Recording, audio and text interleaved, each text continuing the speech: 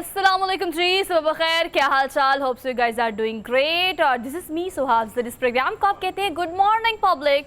और स्क्रीन के उस तरफ बैठी सारी पब्लिक जो है, होपफुली क्या मंडे ब्लूज से निकल आए होंगे। लेकिन ट्यूसडे की हैपनिंग क्या क्या है, कौन कौन से ऐसे कलर्स, फ्लेवर्स और इसके अलावा टॉपिक्स जो कि आज के प्रोग्राम का हिस्सा होंगे। ऐसा कौन सा तूफान जो कि साहिल समंदर कराची के साहिली पट्टी से टकराने वाला है, जिसके हवाले से महकमे मौसमियात समेत सोशल मीडिया, इंस्टाग्राम, फेसबुक, हर जगह पर आपको अलर्ट जारी किए जा रहे हैं। ये इसके अलावा मुल्क की सियासी सूरत हाल क्या है, मुल्क में आने वाला सीज़न और आने वाले सीजनल फ्रूट की, और इस तरह के बहुत सारे टॉपिक और इशूज़ को आज के प्रोग्राम का हिस्सा बनाएंगे। लेकिन ये प्रोग्राम मैं अकेले नहीं करूँगी। आपको पता है इस्लामाबाद से हरमीत सिंह को शामिल करना बहुत ज़रूरी है।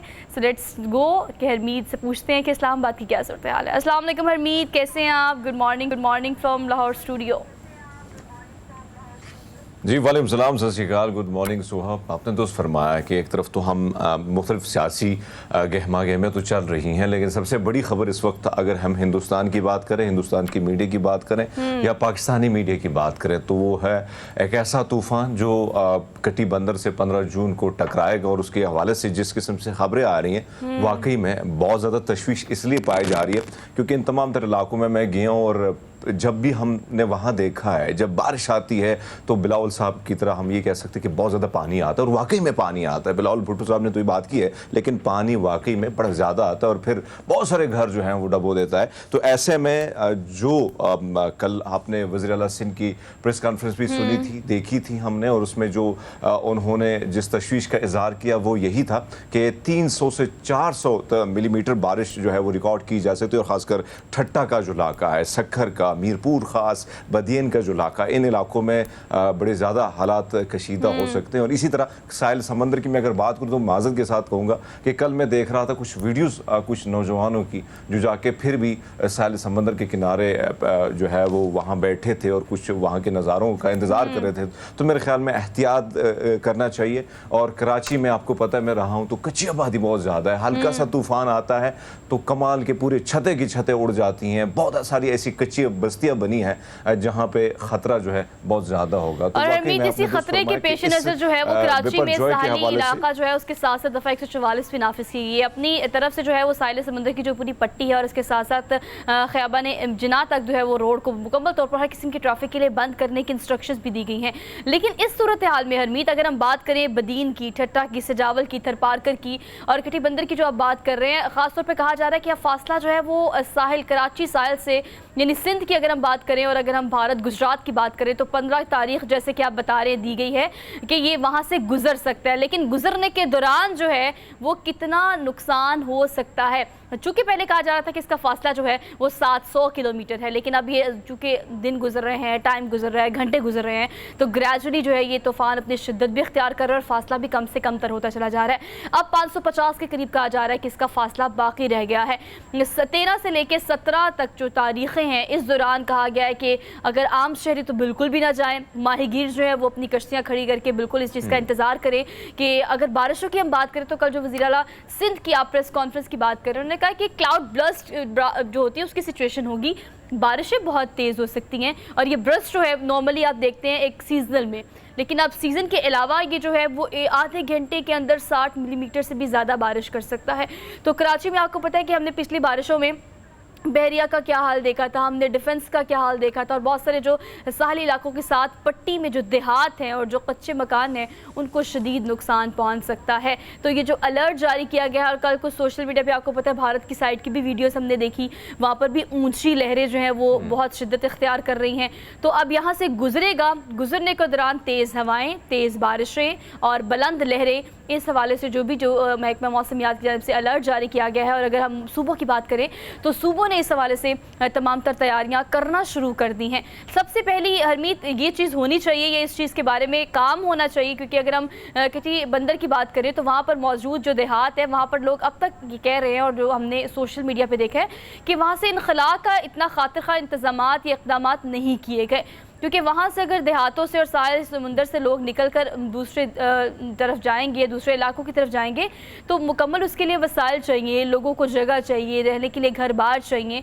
तो अगर वहाँ से इनखला का कहा जा रहा है तो ये आगे बात बिल्कुल आपकी दुरुस्त है और इसको चाहिए। शामिल करना भी लाजिम है। और हम देहातों की बात करें या सैलाब की तबाहकारियों की बात करें, अभी भी बहुत सारे ऐसी, क्योंकि मीडिया में आपको पता है कि अगर खबर आती है तो फिर कोई ना कोई एक्शन लिया जाता है, लेकिन जैसे जैसे खबर मीडिया में दबती है तब इंतजामिया जो है वो फिर साइड लाइन पर चली जाती है। तो आपने ये दुरुस्त फरमाया कि बहुत सारे से देहात हैं, बहुत सारे से इलाके हैं जहाँ पे लोग, जहाँ की जो मकीन है उनको बड़े मसाइल का सामना है। इंतजामिया ऐलाना तो कर लेती है, हाई अलर्ट जारी हो जाता है, लेकिन फिर वो इंतजामात जो बुनियादी ज़िंदगी के लिए ज़रूरी हैं, यानी खाना पीना, टेंट या दीगर पानी की सहूलियत, बहुत सारे लोग बीमार होते हैं, उनको कैसे लेके जाया जाए, तो ये सारी चीज़ें मेरे ख्याल में सारी चीज़ों को मद्देनज़र रख के इन लोगों का इनखला लाजिम है और भरपूर इंतजामिया को भी इस वक्त एक्टिव होना चाहिए, क्योंकि किसी भी वक्त जिस तरह खदशा है और खुदा न खास्ता के हालात फिर बिगड़ जाएँ और फिर इंतजामिया के हाथ में ना हो, तो इससे कबल इन सारी चीज़ों की और जो लोग बैठे हैं वहाँ पे और जो मकीन है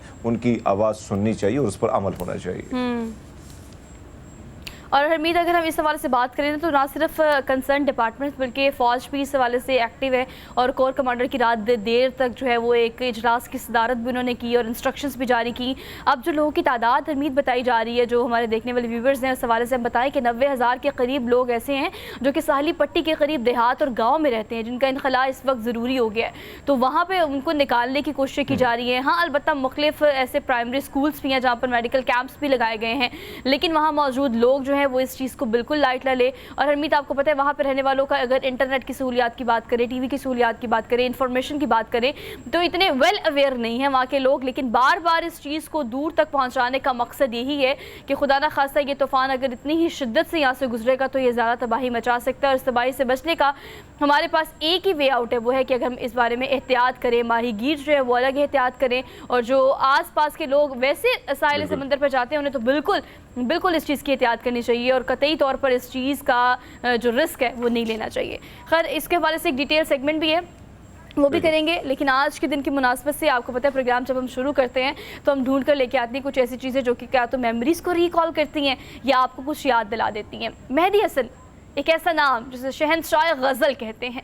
आज भी अगर हम बात करें उनकी कुछ ऐसी गज़लों की, तो वो जब आज अगर वो रिमिक्स की सूरत में हो या फिर गुलों में रंग भरे, इस तरह की जो गज़लें हैं जिससे ना सिर्फ उन्होंने शोहरत पाई लेकिन उनके करियर की सबसे ज़्यादा सुनी जाने वाली, सबसे ज़्यादा देखी जाने वाली 25,000 एक मतलब आप सोच रहे हैं कि 25,000 के एक डेकेड और कितनी ऐसे साल गुजरे जिसमें उन्होंने इस जो डिजिट को कंप्लीट किया है। 25,000 से ज़ायद फिल्म, मूवीज़ और प्लेबैक सिंगिंग, गज़लें और गायकी में उन्होंने इतने ज़्यादा गाने ना सिर्फ तरतीब दिए बल्कि ऐसा सुर का जादू बिखेरा कि ना सिर्फ पाकिस्तान में बल्कि दुनिया के किसी भी मुल्क का आप नाम लें, ख़ासतौर पर अगर हम भारत की बात करें तो वहाँ पर जब भी इनका नाम लिया जाता है, इनकी गज़लें सुनी जाती हैं, तो गायकी के जो लोग हैं और जो इस पेशे से वाबस्ता हैं, जो इसको धर्म की सूरत में समझते और मानते हैं, वो यकीनन इनको पूछते हैं। तो 11वीं बरसी आज उनकी मनाई जा रही है। आपने बात बिल्कुल दुरुस्त की। मेहदी हसन साहब के हवाले से अगर हम देखें तो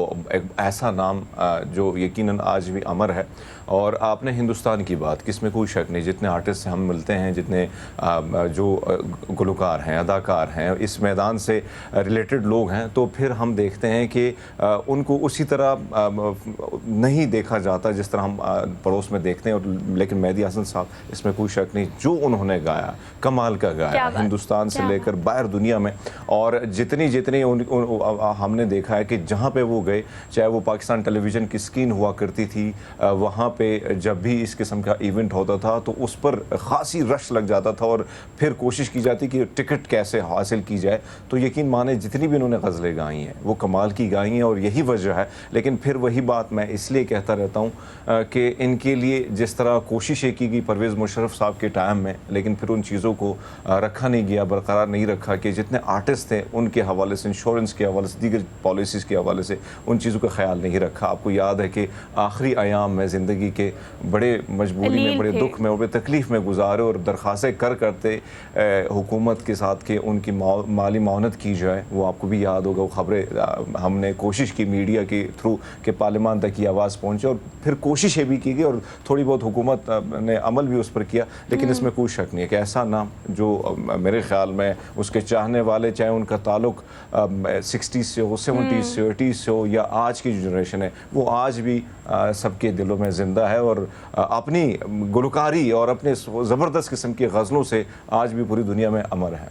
और तमग़ा हुस्न कारकर्दगी की हम बात करें या लाले इम्तियाज़ की बात करें तो इनसे भी नवाजा गया, लेकिन ऑल दो जो आप बात करें कि अपने आखिरी अयाम में फालिज का शिकार हुए, सीने के दर्द का, सांस के अमराज का शिकार हुए और शदीद अलालत में 2012 में वो इस जहान फ़ानी से कूच कर गए। और यकीनन जो आखिरी अयाम होते हैं उसमें किसी भी स्टेट गवर्नमेंट को ख़ास तौर पर इस चीज़ का ख्याल रखना चाहिए कि इस तरह के जो लेजेंड्स हैं उनको मुकम्मल तमाम तर सहूलियात, तमाम तर प्रोटोकॉल्स जो हैं वो दिए जाएँ, बिकॉज़ ये हमारा कीमती असासा हैं और रहती दुनिया तक हमारा कीमती असासा रहेंगे। अगर हम दीगर इनकी गज़लों की बात करें तो हुस्न की एक देवी से मुझे मोहब्बत हुई और इस तरह की बहुत सारी। आज की अगर हम बात करें तो हरमीत कुछ ऐसे रीमिक्स होते हैं जो कि हमारे सामने आते हैं, लेकिन अगर मैं अपने अब्बा की बात करूं तो यकीन करें ट्रैवलिंग में मुझे, हम चाहे फैमिली के 4-5 बच्चियां बैठी हैं जिन्होंने आज का पॉप म्यूज़िक सुनना, अब्बा कहते नहीं मेहदी हसन कोई सुनना है, और एक कलेक्शन है जो कि उन्होंने तो इकट्ठी की है लेकिन उन्होंने हमें कहा कि आप इकट्ठी करें। तो जब हम इस चीज़ से गो थ्रू होते हैं और कलेक्शन इकट्ठी करते हैं, सुनते हैं, देखते हैं तो बहुत कुछ एक्सप्लोर करते हैं। तो उनका जो गाने का अंदाज़ और उनकी जो गायकी की इंटेंसिटी है, अगर हम आज की बात करें टेक्निकलिटीज़ पे, तो जो वो असर रखती हैं, जो वो आपके अंदर तक उतरती हैं, उससे ज़्यादा खूबसूरत कोई भी चीज़ अब भी आज की मौसीकी में नहीं है। दुरुस्त फरमाया सुहा।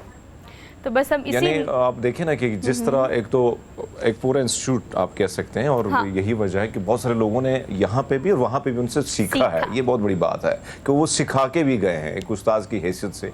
और आपने दुरुस्त फरमाया कि आज भी उनके सुनने वाले, आपने अपने अब्बा की बात की तो मेरे ख्याल में हर घर में कोई ना कोई इनका फ़ैन जो है, हर दूसरा शख्स जो है इनका फ़ैन है, और उनकी जो जितनी भी गाई हुई गज़लें हैं उनको आज भी उसी तरह सुना जाता है। बस उनको आज याद करने का दिन है, 11वीं बरसी मनाई जा रही है 13 जून को, तो हमने भी आज उनको याद किया और थोड़ा सा ट्रिब्यूट हमने भी अपनी तरफ से पेश। गुड मॉर्निंग पब्लिक की तरफ से एक ब्रेक लेनी है, वापस आएंगे एक ब्रेक के बाद। You just keep watching good morning public.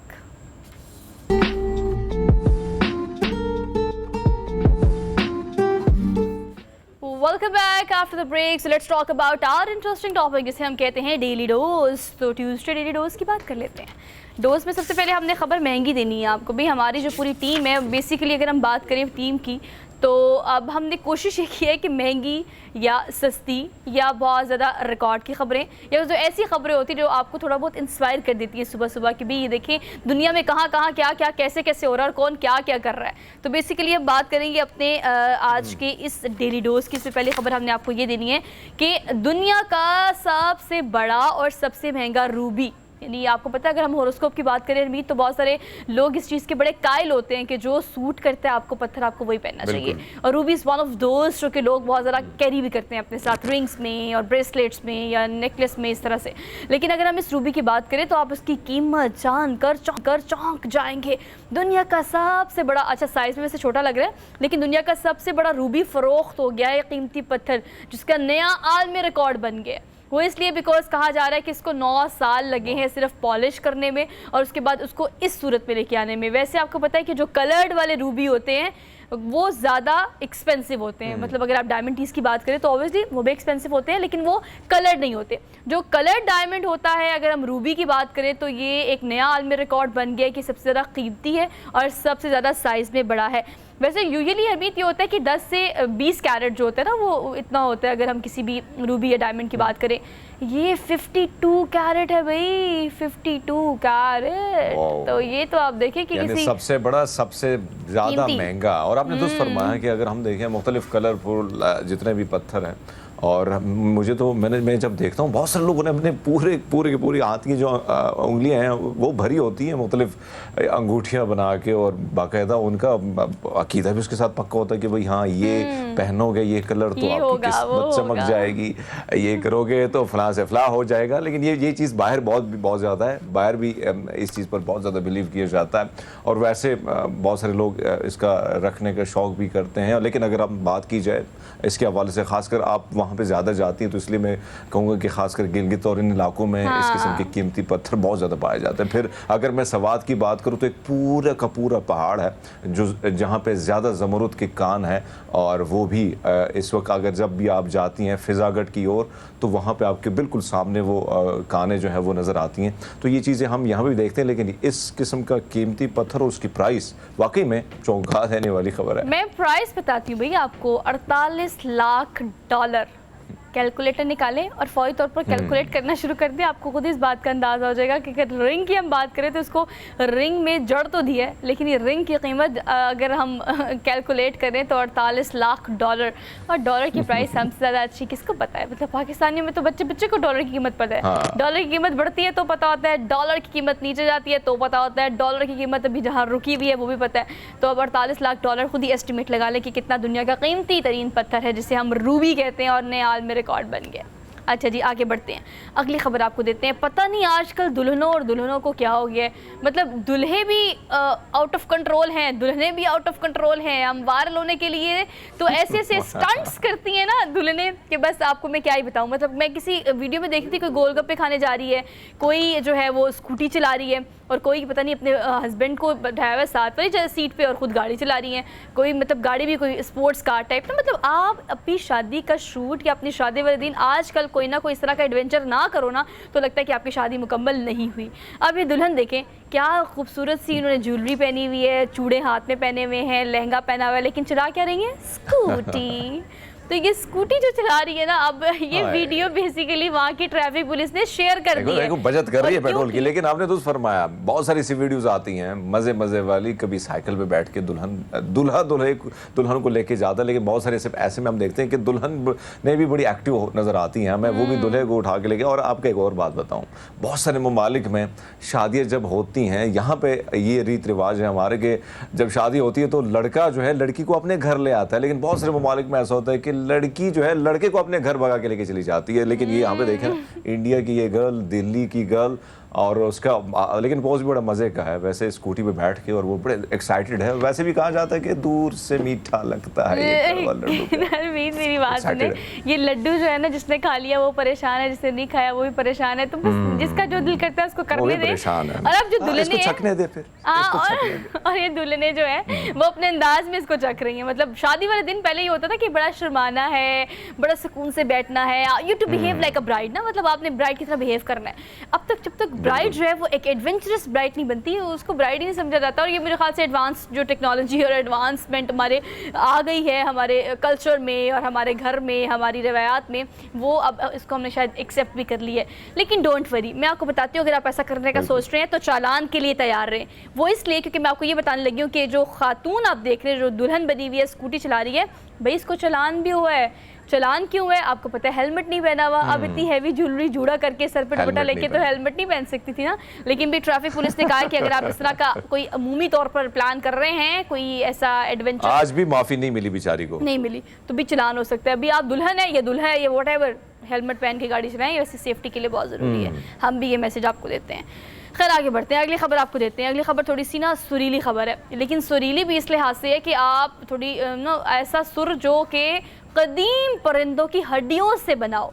मतलब इसराइल में हज़ारों, मतलब कहा जा रहा है कि 12,000 साल कदीम परिंदों की हड्डियों से बनी बांसुरियाँ जो हैं वो बरामद हुई हैं। अब जो मुहक्किकीन है वो इस हवाले से रिसर्च करते हैं। आप देखें वैसे तो एक और चीज़ आपने देखो कि बहुत सारे जानवरों की अगर हम बात करें, बहुत सारे जानवरों की आपने हमने बहुत सारी पुरानी फिल्में आपने अगर देखी, लेकिन लाहौर के किले के आसपास अगर आप देखें, आज भी बहुत सारे बुजुर्ग जो है मलंग बने होते हैं, और वो बिगल बजाना जो है वो खासकर किसी खास जानवर के सींग से बना होता है। तो वाकई में हमने माजी में बहुत सारी ऐसी चीज़ें देखी हैं कि जानवरों की हड्डियों से, लेकिन परिंदों की हड्डियों से आजकल के परिंदे और फिर वो माजी के, तो वाकई में यकीन वो भी थोड़े से मुख्तलिफ भी थे माजी के। अगर अब देखें आज के देखें तो बहुत सारी चीज़ों में फ़र्क आ रहा है, लेकिन हाँ इन जानवरों की हड्डियों का इस्तेमाल भी सही तरीके से हुआ करता था।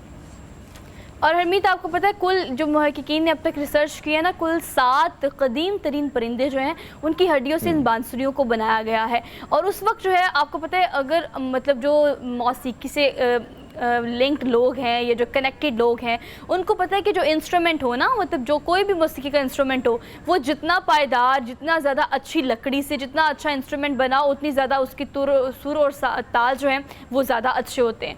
और कहा भी ये जाता है कि अगर इनकी बात करें तो उस ज़माने में ये परिंदों को ही पुकारने के लिए इस्तेमाल होती थी। जैसे आप बता रहे हैं ना कि लाहौर में अगर हम बात करें और किलों के इर्द गिर्द बात करें तो बहुत ज़्यादा बड़ी तादाद में अब भी, क्योंकि वो एक तो किले बनाए इस तरह से जाते हैं हरमीत के, बहुत ठंडे होते हैं, तो वो जो परिंदे हैं वहाँ पर पनाह भी लेते हैं। और ये भी आपने देखा होगा कि अक्सर उनके चौबारों पे आपको ज़्यादा तादाद में परिंदे अभी भी पनाह लिए हुए हैं। तो ये जो है ये उन्हीं परिंदों को पुकारने के लिए उस वक्त की परिंदों के हड्डियों से बांसुरी बनाई गई थी। तो भी ये रिसर्च है, टॉप रिसर्च है जो उन्होंने कर ली है। खैर अब हमने जो है बिग ब्रेक लेनी, तो we are done with our daily dose for today. Break लेके वापस आते हैं। आप देखते रहिए प्रोग्राम जिसे हम कहते हैं गुड मॉर्निंग पब्लिक।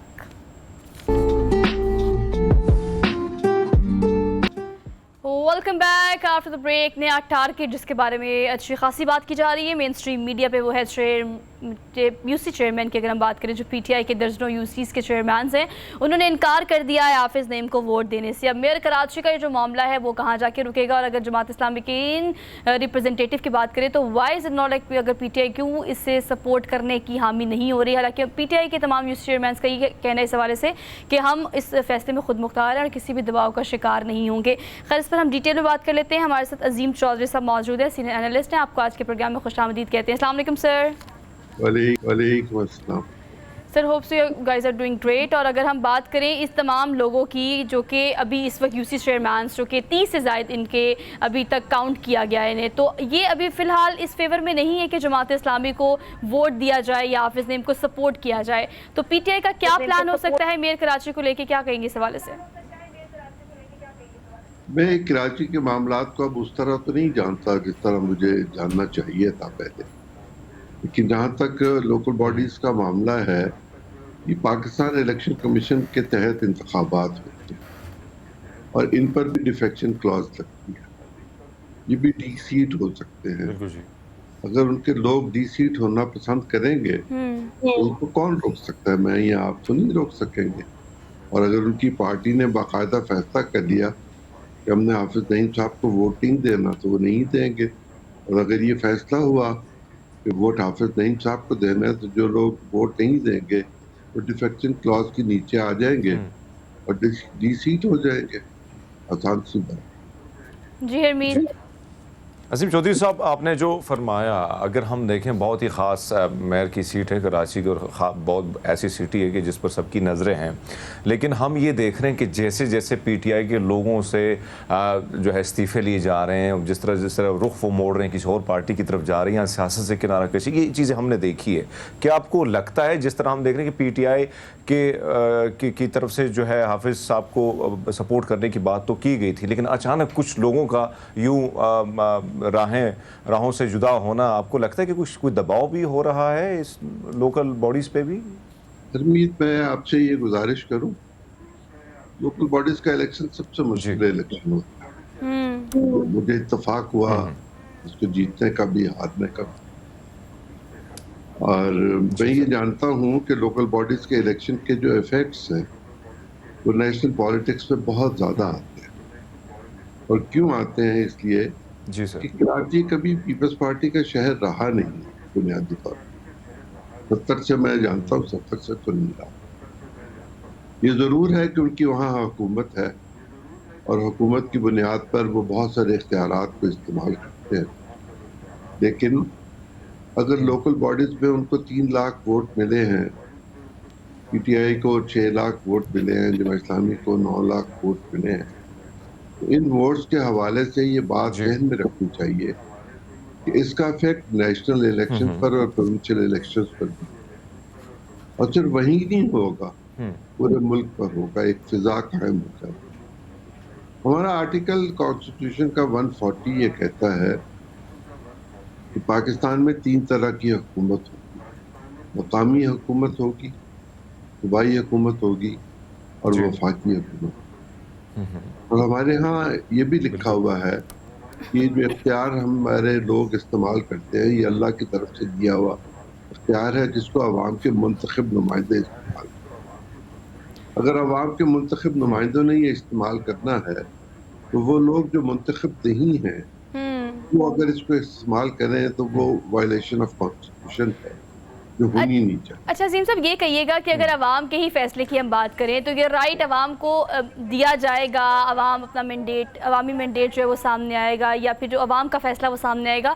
हम इसके लिए वेट कर रहे हैं या हमें एक वाहिद वे आउट नज़र आ रहा है? फ़िलहाल इलेक्शन कराची के बाद और सिंध के बाद, अगर हम पंजाब की सियासत की बात करें तो इस्तेहकाम पाकिस्तान के आने के बाद कोई 3-4 बड़े नाम ही है जो कि हमें नज़र आए हैं, जहांगीर तरीन और अलीम खान के साथ। अब बाकी जो माइनस कासिम के अब्बा वाली पॉलिसी चल रही है, इसको आप किस तरह से देखते हैं? इस्तेहकाम पाकिस्तान का मुस्तकबिल आप देखते हैं? क्या नून लीग को टफ टाइम दिया जाएगा? कहा यही जा रहा है, प्रेडिक्शन यही हो रही है? एक सूबाई असेंबली के रुकन को अगर आप कौमी सतह का लीडर तस्लीम करने के लिए तैयार होते हैं तो फिर बात जरा मुश्किल। अलीम खान साहब बहुत बड़े आदमी होंगे, लेकिन बुनियादी तौर पर तो वो सूबाई असेंबली के एक रुकन थे, पंजाब की हद तक, लाहौर की हद तक की जानी जाती। पाकिस्तान में वो जुल्फकार अली भट्टो या मोहम्मद खान जुनेजो या कोई और नहीं बन सकते और नहीं बन सके।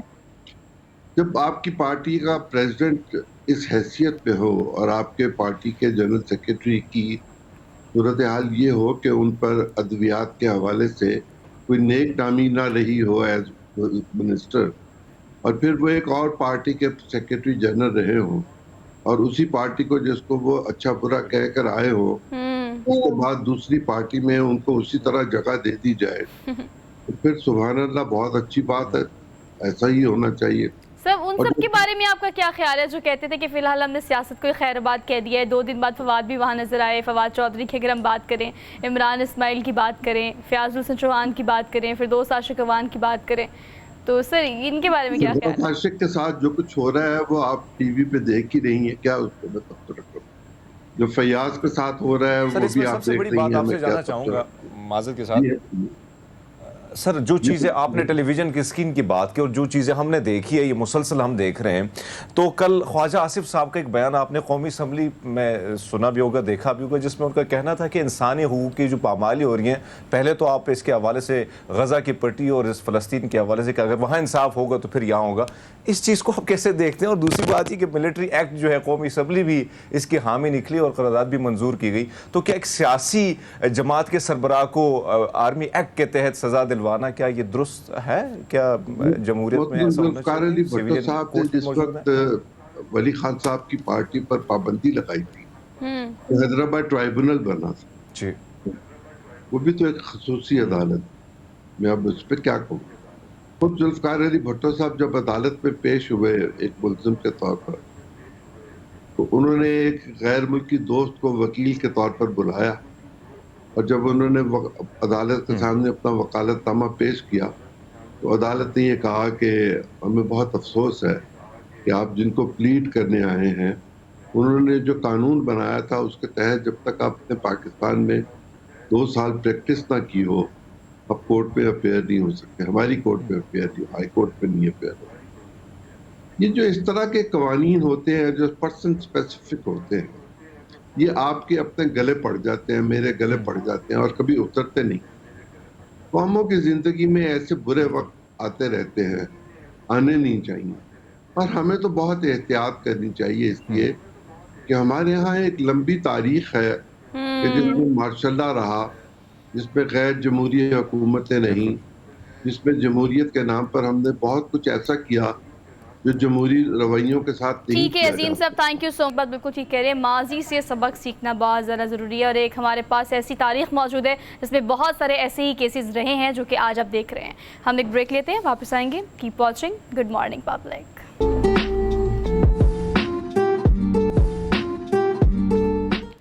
Welcome back after the break. So basically we are in the second hour of the show और इस पूरे घंटे में हमेशा की तरह अपनी रवायत को बरकरार रखते हुए हमारी कोशिश है कुछ ऐसा प्रोडक्टिव टॉपिक लेके आया जाए जिसके बारे में शायद आपको पता हो लेकिन उसकी इतनी डिटेल या इतनी अवेयरनेस आपको नहीं होती। एल्बिनिज्म एक ऐसी मौरूसी बीमारी है, जेनेटिकली जो आपके अंदर ट्रांसफ़र होती है। इसमें आपके बालों का, आंखों का, जिल्द का रंग जो है वो तब्दील हो जाता है। बहुत कॉमनली शायद आपके सर्कल में, वर्क सर्कल हो, सोशल सर्कल हो या आपके रिश्तेदारों में आप किसी ऐसी बंदी या बंदे को ज़रूर देखते हैं जिसके आपको या तो मुँह का रंग बहुत वाइट वाइट नज़र आता है, या कलर बिल्कुल उसके पिगमेंटेशन नहीं होती, या बाज़ औक़ात ऐसा होता है कि जिस्म के एक हिस्से पे बहुत ज़्यादा कलर आ जाता है और बाकी पूरी बॉडी पिगमेंटेशन के बगैर होती है। आप नॉर्मली देखते हैं, लेकिन ये कहलाता क्या है? इसे कहते हैं एल्बिनिज़म, और वो जो इस मौरूसी बीमारी का शिकार होते हैं उन्हें अल्बिनो कहते हैं। तो ये बीमारी बचपन में डायग्नोस हो जाती है, लेकिन कहा यह जाता है कि 30 से 40 साल की उम्र में जाके ये स्किन के कैंसर का शिकार होने की वजह से मौत लाक होने के करीब भी पहुंच जाते हैं वो मरीज़ जो इसका शिकार होते हैं। तो अगर बचपन में ये बीमारी डायग्नोस हो जाती है तो इसका इलाज मुआवजा क्या है, या इसकी क्या आपको प्रिकॉशंस करनी चाहिए, इसमें क्या एहतियाती तदबीर है, इस बारे में सारे सवालों के जवाब हम लेंगे। डॉक्टर वजिया नुसरत हमारे साथ मौजूद है, डर्मेटोलॉजिस्ट, इनको आज के प्रोग्राम में खुशामदीद कहते हैं। अस्सलाम वालेकुम डॉक्टर वजिया, कैसी हैं? मैं बिल्कुल ठीक। Thank you so much for being here, good to see you. Doctor Wajiha बताएगा, बारह हमने वैसे आपके साथ बहुत सारे शोज़ किए हुए, लेकिन हमने बालों को लेके भी किए हैं। बीइंग अ डर्मेटोलॉजिस्ट आपने बताया कि कौन सी चीज़ें आजकल टेक्नोलॉजी के साथ साथ करनी ज़रूरी हैं। अब एडवांसमेंट बहुत आ चुकी है, ये अल्बिनोस जो हैं हमने बहुत देखे हैं अपने इर्द गिर्द, लोग इसका शिकार भी होते हैं, लेकिन अम्मा अब्बा ने ना, पेरेंट्स ने इस चीज़ को एक्सेप्ट कर लिया कि ये मौरूसी बीमारी है तो है, और अब इसका क्या किया जा सकता है। लेकिन आप ये बताइए कि इसका क्या किया जा सकता है? अच्छा, सबसे पहले तो ये कि thank you for inviting me, it's my pleasure as always. First of all हमने ये देखना है कि एल्बिनिज़म है क्या। एल्बिनिज़म बेसिकली एक मौरूसी मर्ज़ है जिसको हम मेडिकली इनहेरिटेड डिफेक्ट कहते हैं, यानी इससे जो अफेक्टेड लोग होते हैं वो पैदाइशी तौर पर ही इससे अफेक्टेड होते हैं। अब इसमें होता क्या है, इसमें बेसिकली हमारे जो रंग बनाने वाले खुलिये हैं वो अपना फंक्शन प्रॉपरली कर नहीं सकते, क्योंकि हमारे जेनेटिक लेवल पे जीन्स में कुछ ऐसे डिफेक्ट्स आते हैं जिसकी वजह से रंग बनाने वाले खुलिये मेलानिन प्रोड्यूस नहीं कर सकते। What is melanin? मेलानिन एक ऐसा केमिकल है जो हमारे रंग बनाने वाले खुलियों में हमारी रंगत का बाइस बनता है। तो उससे फिर ये होता है कि ऑब्वियसली अगर हमारे रंग बनाने वाले खुलिये अपना फंक्शन प्रॉपर नहीं कर रहे तो स्किन में प्रॉपर कलर नहीं आता। जब वो रंग नहीं आएगा तो आइदर स्किन सफ़ेद, पेल, येलो या वाइट या पिंक कलर की होगी। इसी तरह वही जब हमारे बालों को इफ़ेक्ट करेंगे तो हमारे बाल भी लाइट कलर्ड होंगे, जैसे ग्रे हो गए, वाइट हेयर हो गए। और इसी तरह ये जो मेलानोसाइट्स रंग बनाने वाले खुलिये, ये हमारे आई की कुछ लेयर्स होती हैं, आयरस और रेटिना, वहाँ भी मौजूद होते हैं। तो जब ये वहाँ इफ़ेक्ट होंगे तो हमारे आई का कलर भी जो है, जो एल्बिनोज हैं उनमें लाइट हो जाता है, blue coloured eyes, green coloured eyes. So basically albinism में मौरूसी तौर पे जो जीन इफ़ेक्ट्स होते हैं वो हमारी जिल्द, हमारे बाल और हमारी आईज़ की जो रंगत है उसको तब्दील करके लाइट कर देते हैं। अच्छा डॉक्टर वजिया, ये बताएं कि हमने इस बीमारी की डिटेल तो बता दी, मौरूसी बीमारी है, पता लग जाता है बचपन में, या वालिदैन में बाज़ वक़्त नहीं भी होती तो बच्चों में हो जाती है पैदाइश के बाद। अब क्या इसका कोई इलाज नहीं है? क्या हम इसको डायग्नोस तो हमने कर लिया? बिल्कुल। What is treatment? अच्छा देखिए, सबसे पहले तो ये कि आपको पता होना चाहिए कि आपने जैसे कहा है ना कि वालिदैन को अक्सर नहीं होती और बच्चों में आ जाती है। इसकी वजह ये होती है कि जो वालिदैन है ना वो कैरियर्स होते हैं, और ये सबसे ज़्यादा कॉमन है कज़न मैरिजेस में। जैसे कि दो पेरेंट्स हैं वो कैरियर्स हैं, तो उसमें चांस होता है कि एवरी फोर्थ किड, यानी अगर उनके 4 बच्चों में से एक इफेक्ट होगा। सो इसमें सबसे पहले तो before coming towards the treatment हमने इसको प्रिवेंट कैसे करना है, वो इसी तरह के कज़न मैरिजेस को मैक्सिमम अवॉइड किया जाए। उसके अलावा ये कि जहाँ तक इलाज की बात है, जैसे कि ये मौरूसी मर्ज़ है, जेनेटिकली जब बच्चा पैदा होता है तो डिफेक्ट जीन में है, तो इसका अल्टीमेट क्योर कोई नहीं है, लेकिन हम इसकी लॉन्ग टर्म कॉम्प्लिकेशन से कैसे प्रिवेंट कर सकते हैं वो हमने देखना है।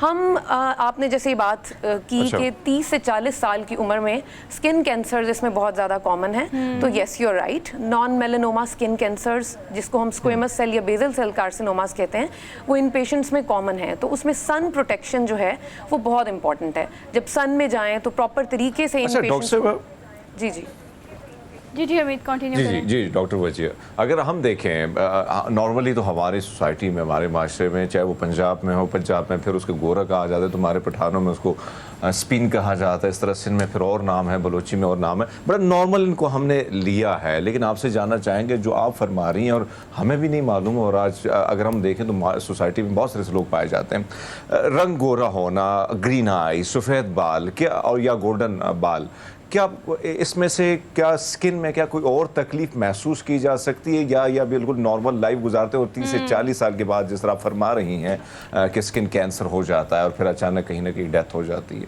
जी बिल्कुल, आपने बड़ा अच्छा क्वेश्चन किया, जो आज एल्बिनिज़म के दिन में लोगों की, आम आवाम की आगाही के लिए बहुत ज़रूरी है। एल्बिनिज़म बेसिकली जो प्रॉब्लम है उसमें लाइफ एक्सपेक्टेंसी या ज़िंदगी की जो मियाद है वो अल्हम्दुलिल्लाह कम्प्लीटली नॉर्मल है। इन पेशेंट्स की लाइफ की एक्सपेक्टेंसी कम नहीं होती, they can lead the normal life. इनकी स्किन में किसी किस्म की कोई पेन या इस तरह का कोई प्रॉब्लम नहीं होता। They can live the normal married life as well, because fertility issues भी नहीं होते। ये बहुत इंपॉर्टेंट चीज़ है जो बताना ज़रूरी है।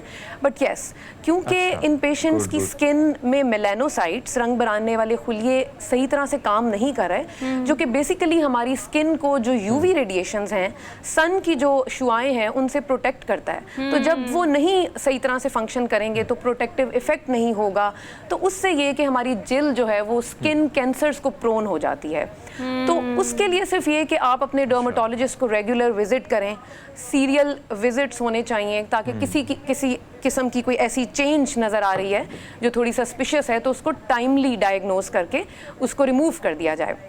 जैसे इस तरह के पेशेंट्स में तिल बहुत होते हैं, जो एल्बिनोज होते हैं, उनमें तिल का होना, पिगमेंटेशन, तो टाइमली अगर अपने डॉक्टर के पास चला जाए, रेगुलर विजिट्स हों और ऐसी कोई सस्पिशियस लीजन हो तो हम उसको टाइमली डायग्नोज कर लें। Unless it's totally normal, life expectancy में कोई एज सच अल्हम्दुलिल्लाह नहीं हाँ, लेकिन फिर भी देखिए, अगर अभी ग्रुप में एक अल्बिनो बैठा हो तो वो obviously seems to be like different, plus हम उसे ट्रीट भी इस तरह से कर रहे होते हैं। लेकिन अब चलिए हमने आहिस्ता आहिस्ता ग्रेजुअली इस चीज़ को एक्सेप्ट कर लिया है, तो वो एक्सेप्टेंस ज़्यादा होने की वजह से हम कुछ नॉर्मलाइज कर सकें।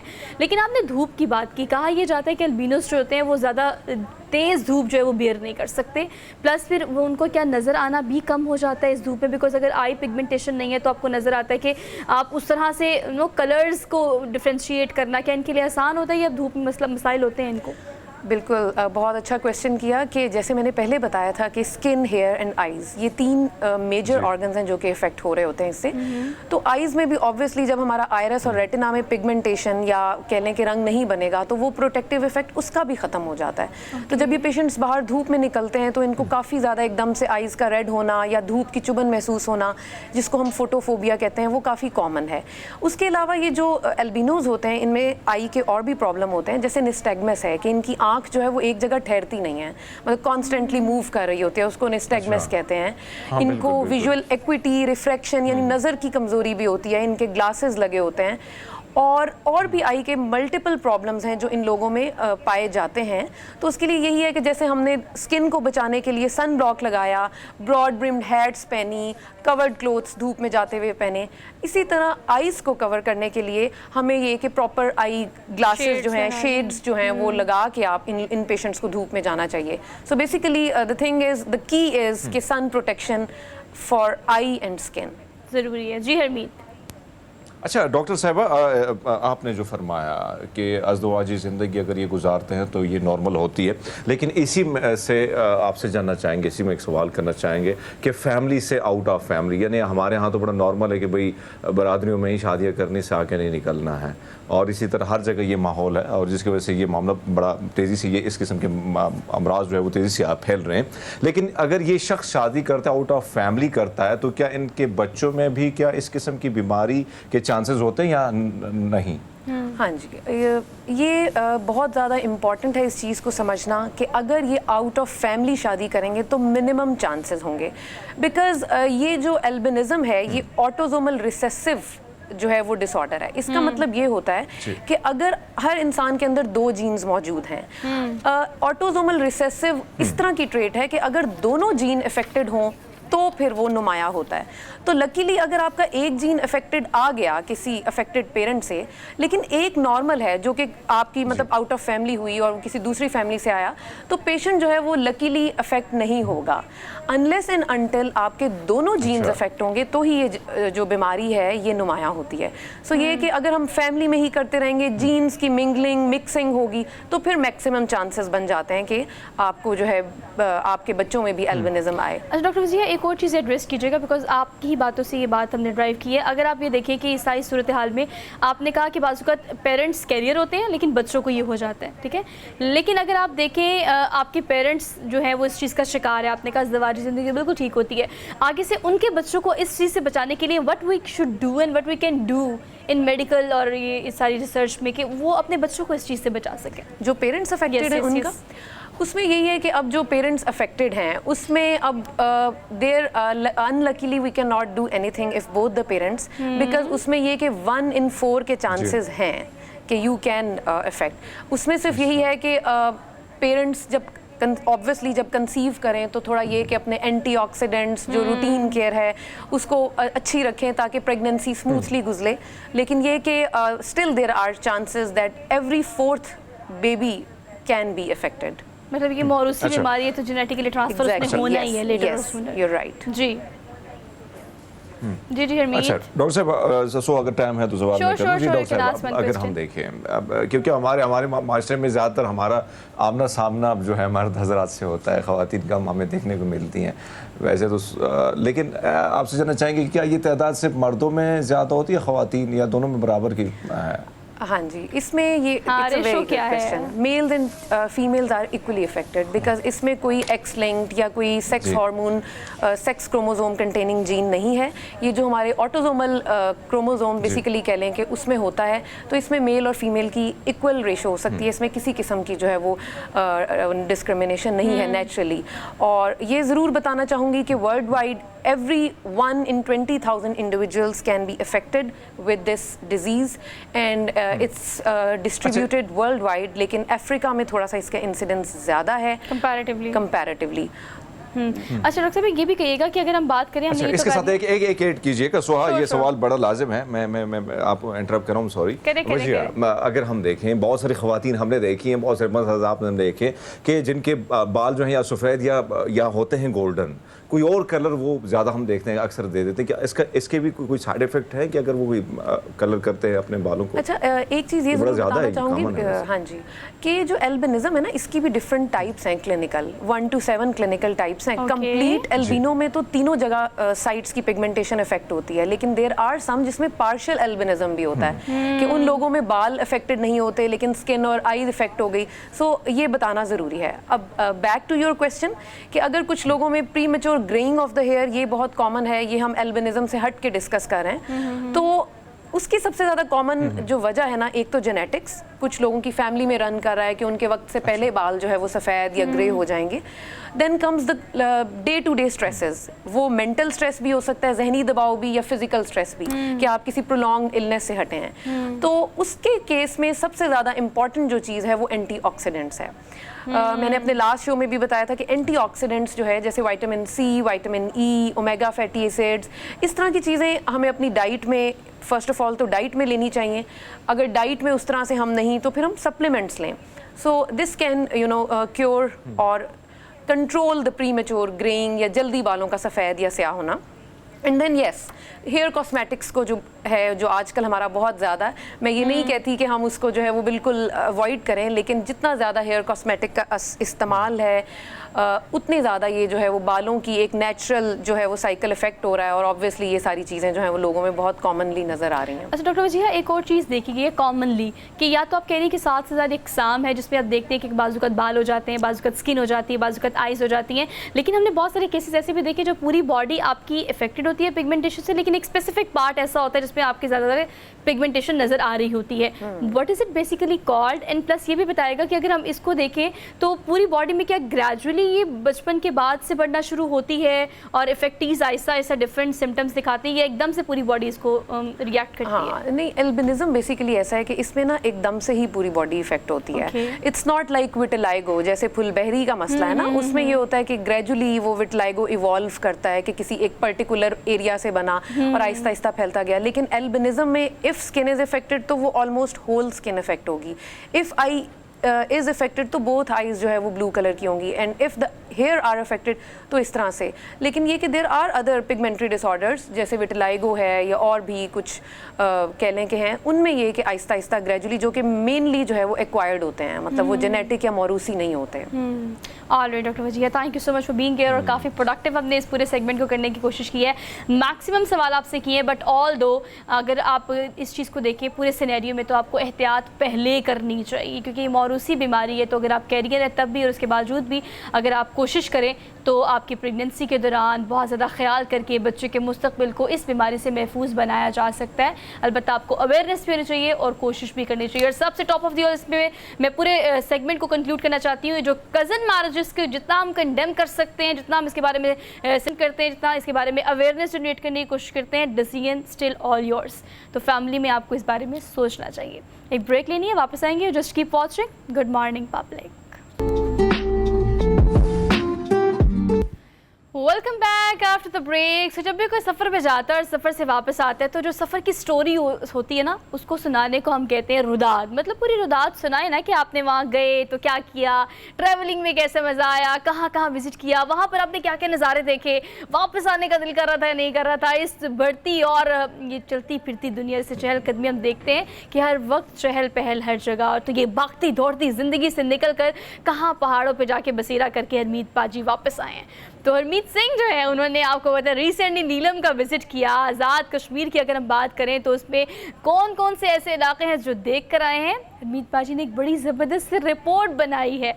तो वो जो कैमरे में कैद करके लेके आए वो हम देखते हैं और फिर हरमीत बाजी की ज़ुबानी भी रुदात सुनेंगे। ओहो, उस स्क्रीन जो भी आप देख रहे थे ना, उसमें हरमीत सिंह के साथ मैं भी हो सकती थी, लेकिन ये अकेले चले गए।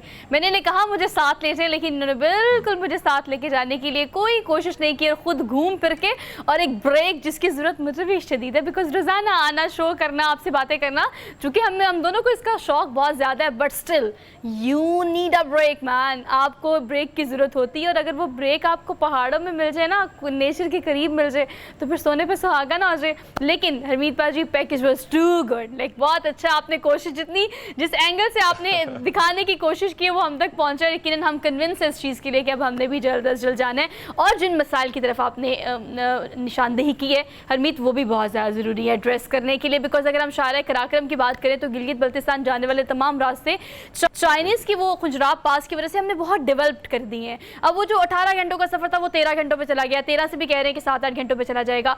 लेकिन कश्मीर और नीलम साइड जो है उसमें डेवलपमेंट अभी भी बहुत सारी होनी बाकी है। तो इस मामले में भी मेरे ख्याल से आपने बिल्कुल सही निशानदेही की है।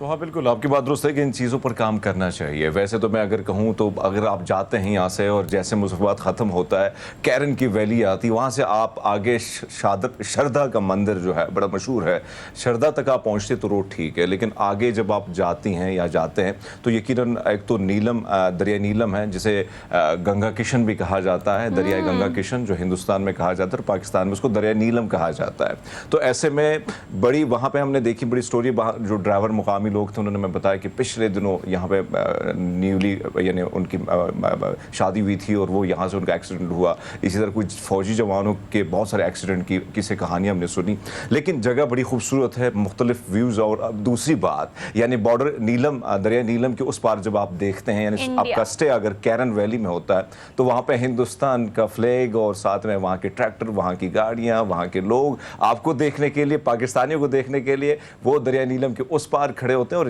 इस पार पाकिस्तानी लोग उनको देखते हैं। लेकिन मैंने एक चीज़ जो देखी है वहाँ पे जो है, मुझे जब मैं वहाँ पे गया तो बहुत सारे लोग वहाँ के मुकामी सिखों की, हिंदुओं की पार्टीशन से पहले स्टोरियाँ जो हैं बड़े बड़े मज़े की भी सुना रहे थे। लेकिन एक चीज़ जो मैंने देखी जो नहीं होनी चाहिए, अगर टूरिज़्म को हमारे कश्मीरी भाइयों ने प्रमोट करना है तो मिसगाइड करना थोड़ा सा कम करना होगा, क्योंकि जिस तरह तरीके से कहा जाता है बहुत सारी चीज़ें हकीकत नहीं होती। तो मेरे ख्याल में एक तो ये चीज़ पर फोकस करना चाहिए। दूसरी जानिब इलाके बड़े खूबसूरत हैं, ये अच्छी बात है कि अड़नकेल तक रोड नहीं गई, आपको पैदल, मैं तो पैदल गया था क्योंकि आपने जिस तरह फरमाया कि अगर लिफ्ट के आप इंतज़ार करें तो कम से कम 3 घंटे आपको लग जाएंगे, तो हमने ये फासला 1.5 घंटे में तय किया। और काफ़ी ऊंची चोटी है, उस पर आपको पहुंचना होता है, लेकिन ऊपर का नज़ारा, क्योंकि यहाँ से जब पहुँचते हैं थक के हारे, आपका जी नहीं करता कि मैं वापसी चला जाऊँ, लेकिन जब आप ऊपर देखते हैं वो नज़ारे यकीनन बड़े खूबसूरत नज़ारे होते हैं। फ्रेश एयर और फिर ठंडा ठार पानी और उसके साथ साथ ये झरने, ये आपको वहाँ पे जो स्टूडेंट्स हैं, मुख्तलिफ शहरों से लोग आते हैं, पार्टियाँ होती हैं और लेकिन सुबह जो है वो बड़ी मज़े की होती है और शाम का वक्त बड़ा खूबसूरत। हमने तो शाम के वक्त वही पकोड़े गरम गरम और चाय बस मैं आपसे कह तो रही हूँ कि यू नीड दैट ब्रेक, और आप वो ब्रेक लेकर आ गए हैं। अब आप तैयार हैं इस चीज़ के लिए कि आपको सोलो शो करना पड़ेगा। मैं भी जा रही हूँ क्योंकि मैं बहुत कन्विंस्ड हो गई हूँ रिपोर्ट देख के कि इतने वहाँ पे ज़बरदस्त नज़ारे और इतना खूबसूरत। आपको पता है जो आप पैकेज दिखा रहे थे उसमें जब वो खातून बात कर रही थी कि आप शहर में रात के टाइम अगर छत पर चले भी जाए ना तो आपको जितनी आलूदगी की वजह से ना तो आपको आप आसमान क्लियर नज़र आता है ना चांद और सितारे। अगर आप ऐसे इलाके में होते हैं तो ऐसा क्लियर आसमान और ऐसे सितारों से बड़ी चादर जो पूरे आसमान में ओढ़ी होती है वो आपको क्या खूबसूरत नज़ारा देती है। और जो एक पेट्रियोटिक फील नीलम में जाके खासतौर पे आती है, जो कि मैंने आज से कुछ 4 साल पहले विजिट किया था, जो फील आपको वहाँ पे आती है कि आप यहाँ खड़े हैं, नीलम रिवर जो है वो सेंटर में और उस तरफ इंडिया है, तो वो जो एक फ्लैग आप वहाँ देखते हो, एक फ्लैग आप यहाँ देखते हो, वो आपको एक अलग ही पेट्रियोटिक फील देता है कि यस। लेकिन वहाँ के जो लोग हैं नीलम में ख़ास तौर पे हरमीत अक्सर औक़ात लोग इस चीज़ से मुतासिर भी होते हैं। भारत की इश्तियाल अंगेज़ी भी वहाँ पे काफ़ी ज़्यादा होती है, बाज़ औक़ात लोग वहाँ पे ज़ख्मी भी हो जाते हैं।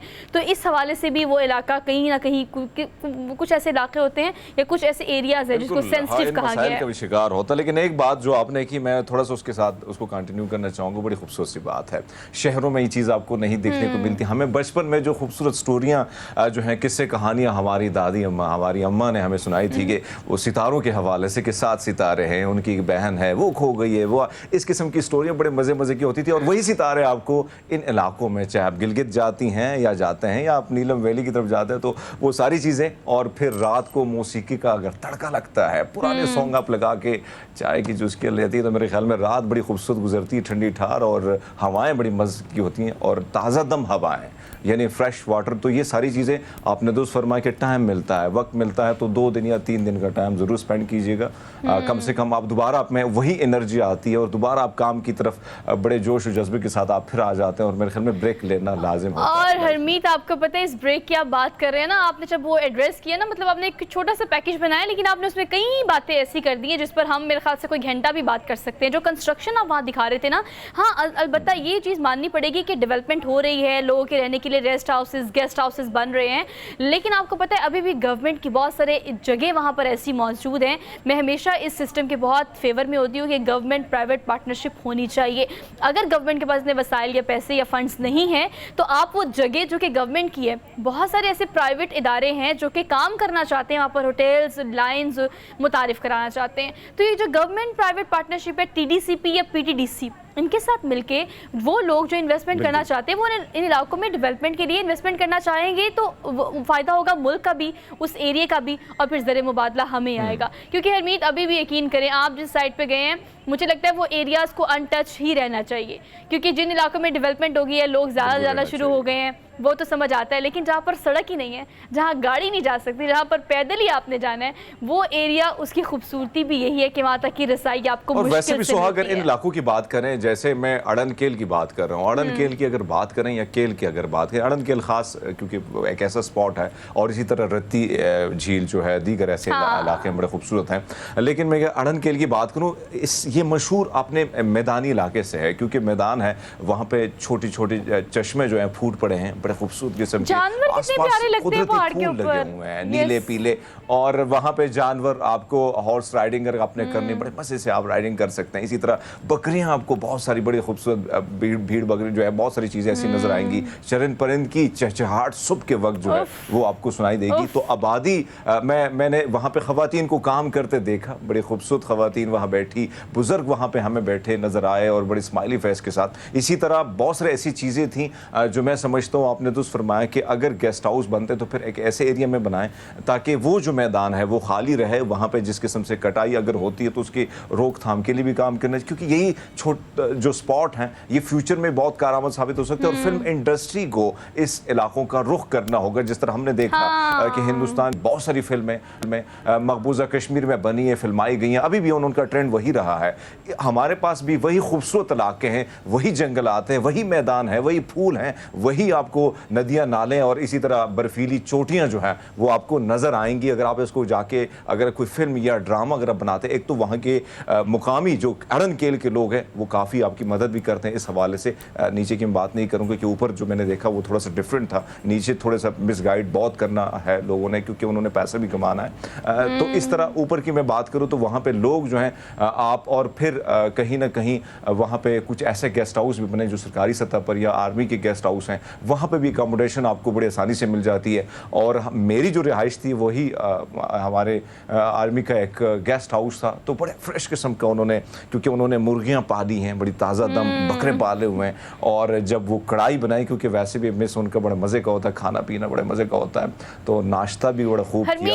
एक चीज आप कैसे मिस कर सकते हैं, हम सबको रखना इतना कुछ आपने बता दिया है। आपको पता है अगर लाहौर शहर में या मेन स्ट्रीम एरियाज जो हमारे लाहौर, कराची, इस्लामाबाद है, कोई खूबसूरत हमें लड़का या लड़की नजर आ जाए तो हम कहते हैं कश्मीर से है। जो खूबसूरती वहाँ है उसको आप कैसे मिस कर सकते हैं। मतलब इतनी प्यारी बच्चियाँ, छोटी छोटी बच्चियाँ, आप देखें कलर्ड उनकी आईज, गोरा उनका रंग, भूरे उनके बाल, और ये खूबसूरती जो है ये आपको कश्मीर साइड पे ही नज़र आती है ज़्यादा। क्यों?